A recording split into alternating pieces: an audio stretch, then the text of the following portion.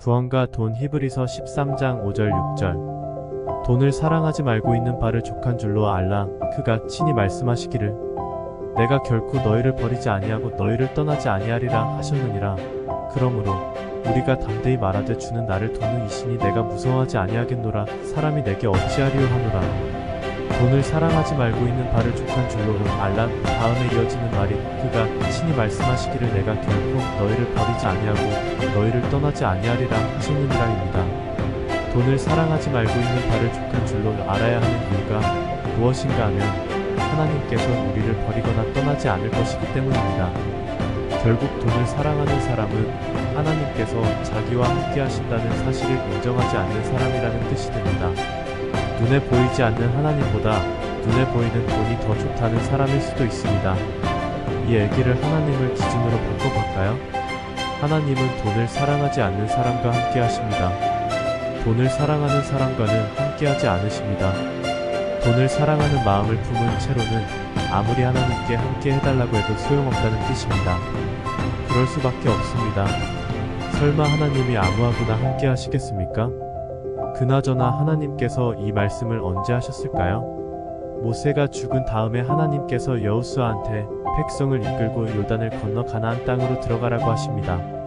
가나안 온 땅이 이스라엘의 영토가 된다는 것입니다. 그러면서 내가 너를 떠나지 아니하며 버리지 아니하리라라고 하십니다. 여호수아 1장 5하반절. 하나님께서 내가 결코 너희를 버리지 아니하고 너희를 떠나지 아니하리라. 이 말씀이 어디에 나오는 말씀입니까? 사울이 다윗을 죽이려고 합니다. 급기야 다윗이 블레셋 땅까지 도망을 갑니다. 블레셋이 안전한 곳이라서 도망간 것이 아닙니다. 사울을 피하는 것이 그 정도로 급했습니다. 다윗이 죽인 골리앗이 바로 가드 사람입니다. 그런데 자기 발로 가드에 갈 만큼 앞뒤 가릴 여지가 없었습니다. 가드 사람들이 한 목소리로 다윗을 죽이자고 합니다. 그런 절체절명의 순간에 다윗이 한 얘기가 6절 말씀입니다. 하나님이 여호수아한테 하신 말씀이 우리와 상관이 있을까요? 없을까요? 그 말씀이 여호수아한테만 해당 사항이 있으면 우리와는 상관이 없습니다. 하지만 우리한테도 해당되는 말씀이라면 우리 역시 다윗처럼 주는 나를 돕는 이시니 내가 무서워하지 아니하겠노라. 사람이 내게 어찌하리요 라고 할 수 있어야 합니다. 애초에 시작된 말씀은 돈을 사랑하지 말라는 말씀이었습니다. 그런 말씀이 하나님이 나를 돕는 분이니 나는 사람을 무서워하지 않는다 라는 신앙 고백으로 연결됩니다. 어떤 사람이 돈을 사랑하는가 하면 사람을 무서워하는 사람이 돈을 사랑한다는 뜻입니다. 사람을 무서워한다는 얘기는 세상 사람들의 평판에 신경 쓴다는 뜻입니다.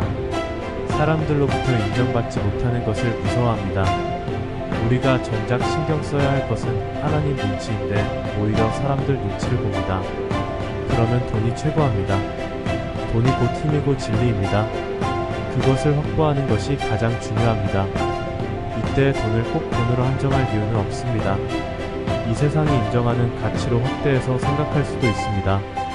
돈을 사랑하지 말고 있는 바를 족한 줄로 알라 라는 말씀이나 세상을 사랑하지 말고 있는 바를 족한 줄로 알라 라는 말씀이나 같은 뜻입니다.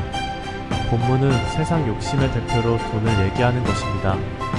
세상에서 받고 싶은 대접을 못 받고 있기 때문도 아닙니다.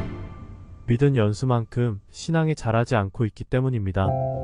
그리고 신앙이 자라지 않는 이유는 자기가 그것을 원하지 않기 때문입니다. 세상이 좋은 것을 어떻게 합니까? 아무리 신앙이 중요해도 세상을 포기할 수는 없지 않습니까? 그래서 늘 아픕니다. 명심해야 합니다. 신자는 돈을 사랑하는 사람이 아닙니다. 하나님을 사랑하는 사람입니다. 세상 눈치를 보지 않고 하나님 눈치를 보는 사람입니다. 그런 사람을 아프게 할 수 있는 것은 아무것도 없습니다. 이 세상은 절대 우리를 아프게 하지 못합니다. 우리는 이 세상에 속한 사람들이 아니기 때문입니다.